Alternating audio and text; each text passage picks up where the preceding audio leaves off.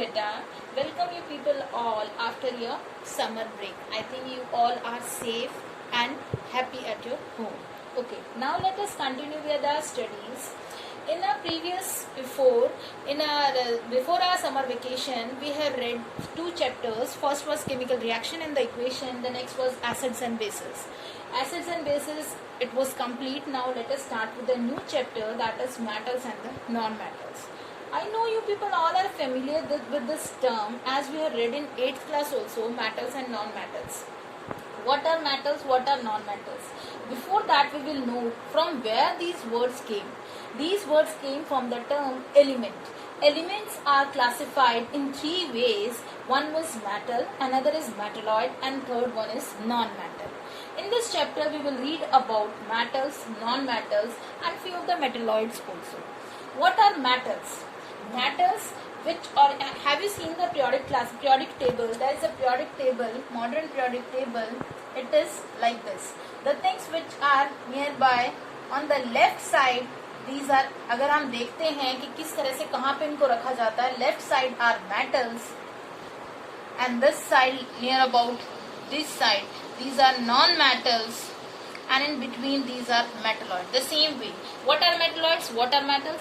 Metals, if we say chemically, those who are having losing tendency, those who are having gaining tendency, those who are having not even gaining, not even losing, they are having the tendency to share. That means they are not in the stage to lose electrons to attain stability or to gain electrons to attain stability. Those who are in the middle state. Now let us have a view on the physical properties of metals and non-metals. Physical property. First property is luster. What is luster? Luster means the shine. That means metal shine. You can see metals, gold is there, silver is there, platinum is there, iron is there. These metals shine. Next is malleable. What is malleable? Malleable is the characteristics of any of the metal which through when we apply force or we beat it with any of the hammers, these can be converted into thin sheets. If they are converted into thin sheets, this property is known as malleable. Malleability. If next is ductile. Ductile, if it is converted into wires, it is known as ductile. Metals can be drawn into thin wires, metals can be drawn into sheets also. Both the characteristics metals are having. As metals are hard, that's why they can possess both the characteristics. Next, they are good conductor of heat and electricity. That means if we pass electricity through it, the metals can allow electricity to pass, or the metals can show heating effect also. For example, if I am having an iron container and I keep it on a flame, gas flame, it gets hot when we touch it. That means they are good conductor. Next is they are sonorous. Sonorous means when I hit a metal, it produces sound. Those are known as sonorous. That property is known as sonorous, in which the metals can possess sound or produce sound when they are hit with something. Next is they are electropositive. What is electropositive? Metals are electropositive. We have read so many times in the 9th standard also we have read what is electropositivity. Electropositive. For example, if I name some of the metals, that is sodium, magnesium, aluminium, potassium. All these are metals. These are metals. They show electropositivity. That means sodium having atomic number 11, configuration 281. That means on losing one electron, sodium will gain positive charge. Magnesium also gain positive charge. How much positive? The number of electrons it loses. Aluminium plus 3, potassium plus 1. That means they all are electropositive. That is also the characteristics of metals. That they are generally hard. These all are the properties of metals. Now let us have a view on the properties of non-metals. They are nearly opposite. That means they are soft. Fine. They are bad conductors. Bad conductor of both heat and electricity. They are both bad conductors. They do not possess malleability. They do not possess ductility. What does it mean? Into thin sheets. And what does it mean? Into thin wires. People get confused with the word malleability and ductility. Malleability means sheets, ductility means wire.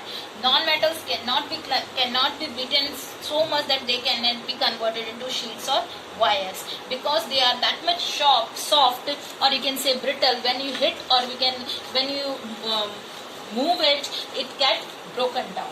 Next are the examples of few of the non-metals and their representation, how they live, how they stay in the molecular form. Few of the examples, you can say oxygen is a non-metal, nitrogen is a non-metal. I am giving you a brief sketch of all these properties, because these we all have read in your 8th standard also. Next is chlorine. If we talk about the phosphorus, it is having a structure that is like this. P. This is the representation for phosphorus structure.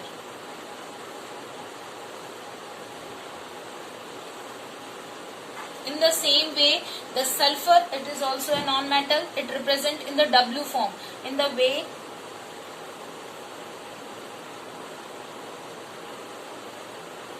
air sulfur is there, air sulfur is there, air sulfur is there, air sulfur is. It represents in S8 and phosphorus in P4. S8 means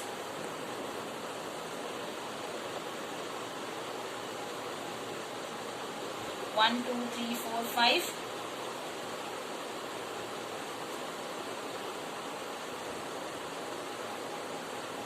6, 7, 8. It is represented in the W form. Oh, sorry, not this one.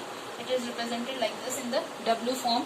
This is S8 is represented like this. 5, 6, 7, 8. These are the non-metals. If they exist in the molecular form, they exist like this. Some exceptions are there. What are those exceptions? Bromine is the only non-metal which is liquid. Non-metals are generally solid, liquid and gas, but only bromine, single non-metal, is there which exists in the liquid form. Iodine is the only non-metal which is having luster. All non-metals don't have luster, but the iodine is the only non-metal. Diamond is the hardest one. Diamond is that much hard that it can even cut other substance, or you can say diamond is the hardest substance in the universe. सबसे ज्यादा hardest diamond है. और diamond किससे बनता है? Diamond is made up of carbon, and carbon is a non metal. In the same way graphite is also carbon, and it is a good conductor. And on one side I am saying that the non-metals are the bad conductor, but graphite is a good conductor. In the same way, we can say how that we are having so many other exceptions also. We will continue with the next class. Thank you for today, beta.